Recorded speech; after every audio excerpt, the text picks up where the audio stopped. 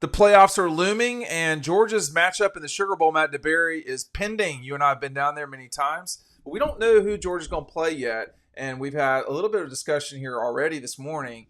Who would Georgia rather play, the Fighting Irish of Notre Dame or the Indiana Hoosiers? We'll know Friday night who it will be, but you tell me today who you think Georgia would prefer to play. I think Georgia would prefer to play Indiana, but I think it's going to be a tight game. I think these are evenly matched teams, and either way, I think Georgia should be able to handle their own if it's about stopping the run. And if they do that against Texas, I think they'll be able to slow down Notre Dame. I think Notre Dame runs the ball better, and that's why I say that. I don't think Ryan is going to really throw all over them, but they can run the ball, and he can run the ball. Indiana is a well-coached team. I think they play hard, they play together, and they can stop the run too. So I think in that game, it's going to come down to, can Notre Dame find a rushing attack? If Indiana can slow it down, I think their quarterback is good enough to make some plays. I think he's actually a better passer.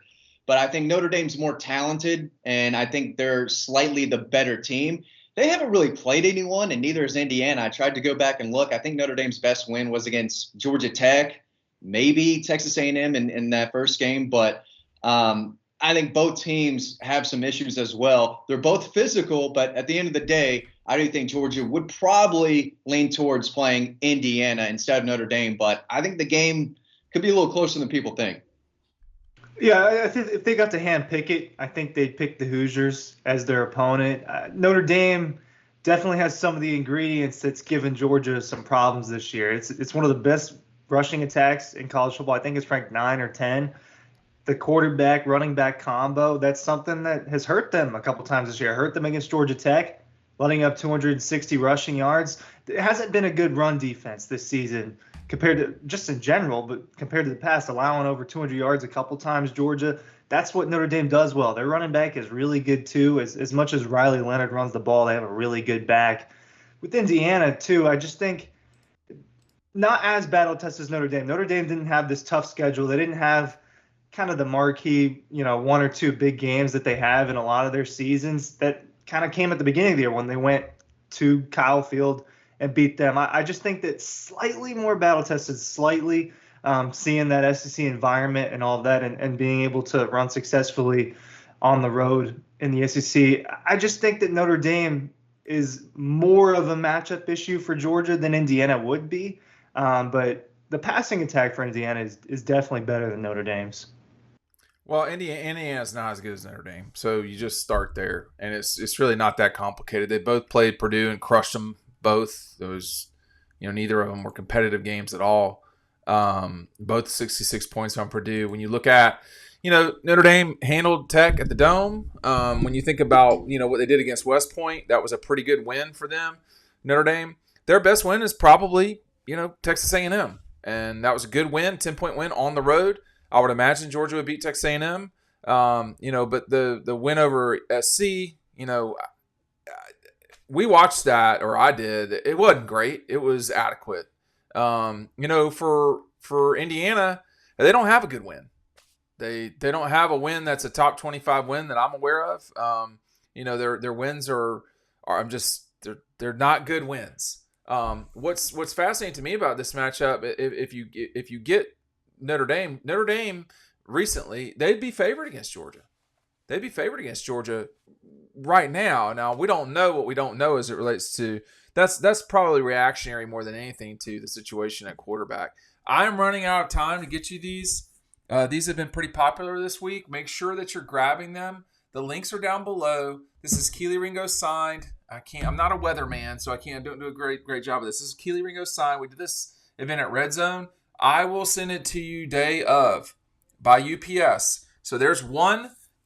Here's the other that we've got. We are running out of time to get this to you.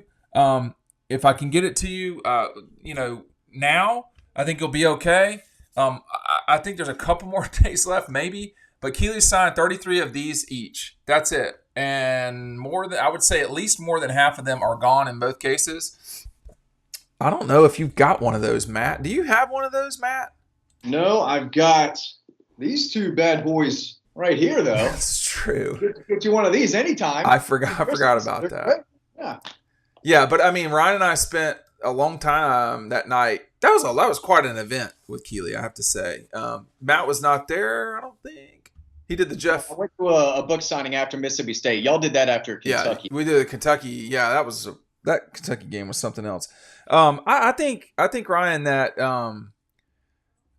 I think they both would be challenging matchups. I mean, Indiana does not run the ball overwhelmingly well. They're a top 50 team running the ball, but they're not. They're top 51, whatever it is. Notre Dame runs it better, but I have to say, I mean, I don't. I mean, Georgia's better than both these teams. I just don't know if that's going to reflect that in the spread, and we don't know how Gunnar Stockton's going to perform, to be honest. No, we definitely don't. I think with Indiana too, just not as good of a talent pool as Notre Dame has, and you see what happens in these out of conference games for the most part, and in these bowl games. Georgia's prepared for these moments, and Notre Dame's players maybe a little bit more, but a lot of the guys in Indiana, if they end up beating Notre Dame, that game and the Ohio State game is the only situation similar to playing Georgia that they would have been in. So that part is an aspect there too. But in the trenches, I think it matters, and Notre Dame is good in that aspect, and that's something that you need if you're going to beat a team in the SEC. So I just look at that as a tougher matchup. It obviously will be in South Bend. You guys have both been there. You saw a lot of Georgia fans travel there. How do you think the Indiana fans will do getting over there, just a 2-hour drive? Yeah, that's a reason why I think Indiana has a real shot in this game. Biggest game in school history. Those Indiana people in that state, they're not big Notre Dame fans. I mean, they really kind of butt heads, and I think they have an opportunity to knock off Notre Dame in South Bend in the playoffs with arguably, probably, Dean, you can correct me if I'm wrong, the best Indiana football team maybe they've ever had this year. This might be their best. So they have a real opportunity. I think they're going to be ready. I like that coach. I think he's a good coach.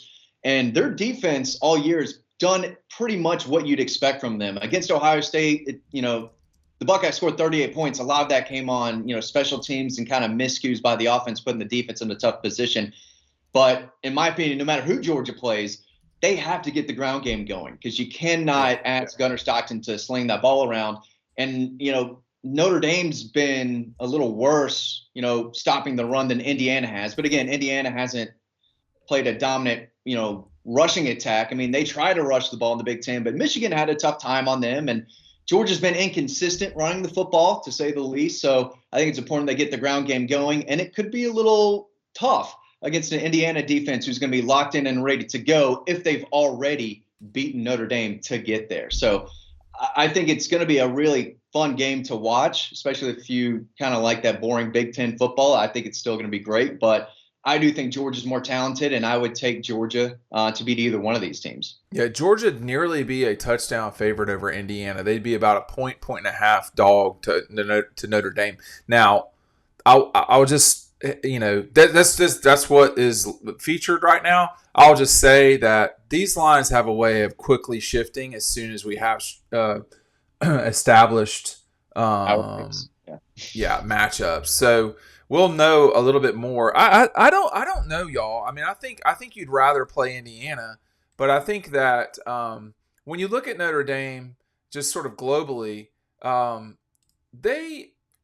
they do a good job of playing defensively. They're certainly not bad defensively, Ryan.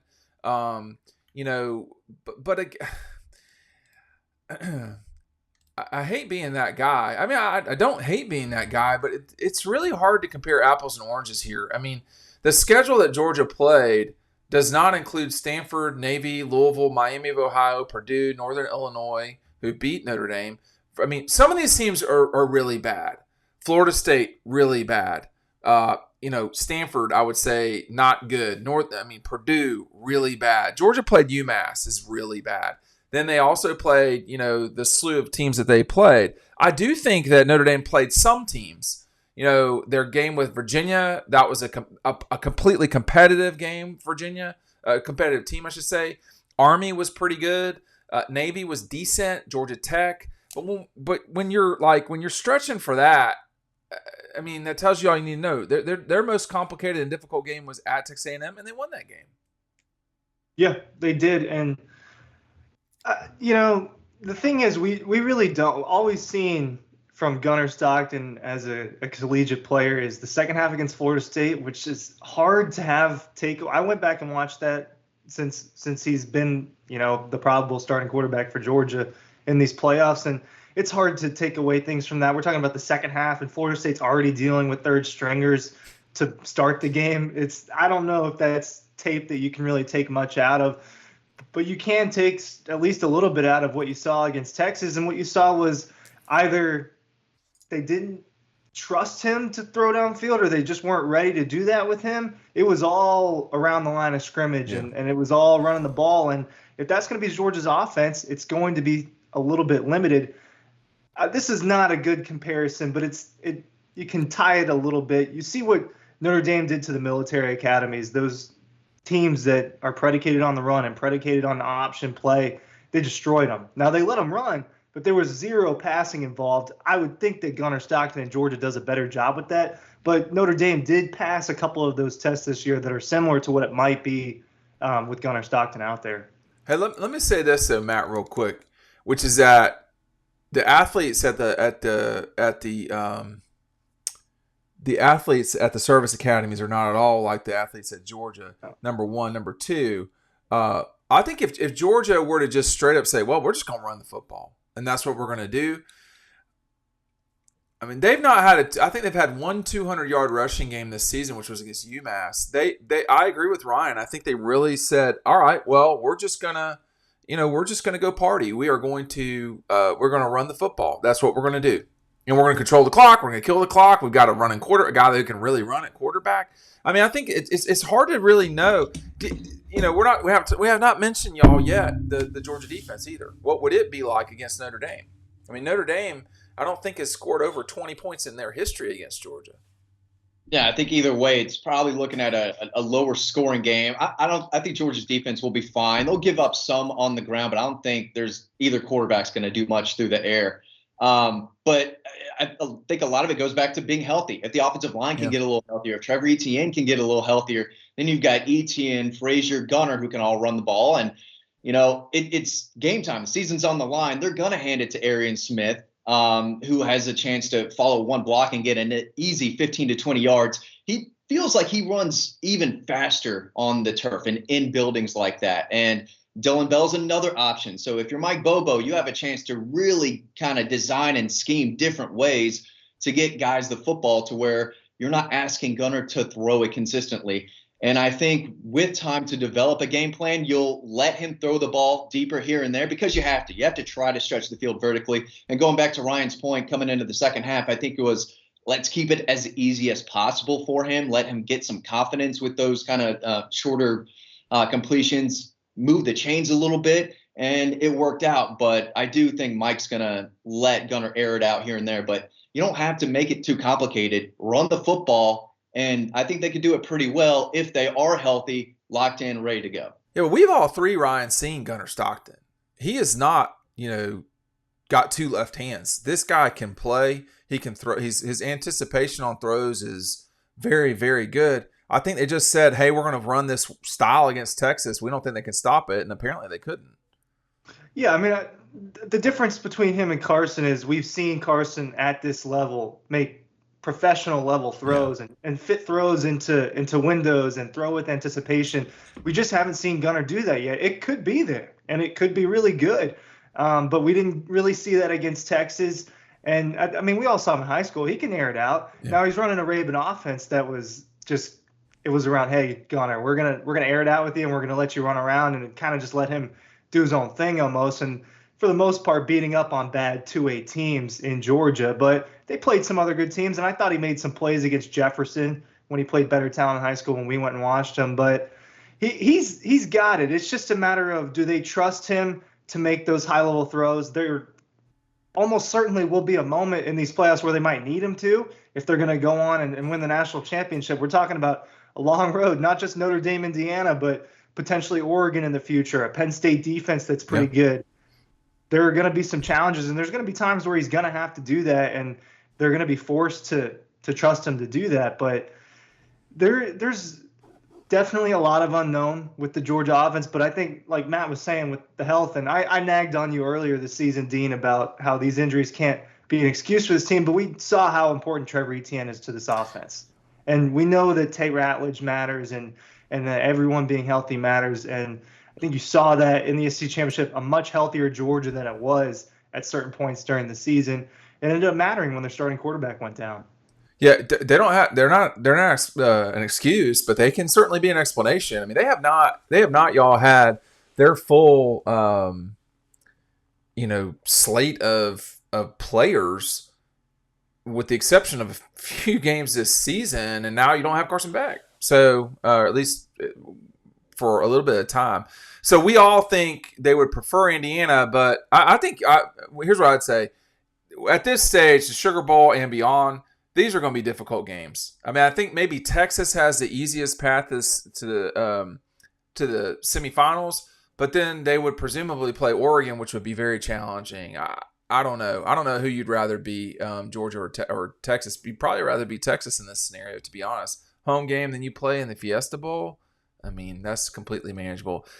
Thanks for watching. I think they're playing in the Peach Bowl, actually. Excuse me, I'm correct. They should be playing in the Fiesta Bowl. But Boise is there because none of this makes sense. All right, thanks for watching, y'all.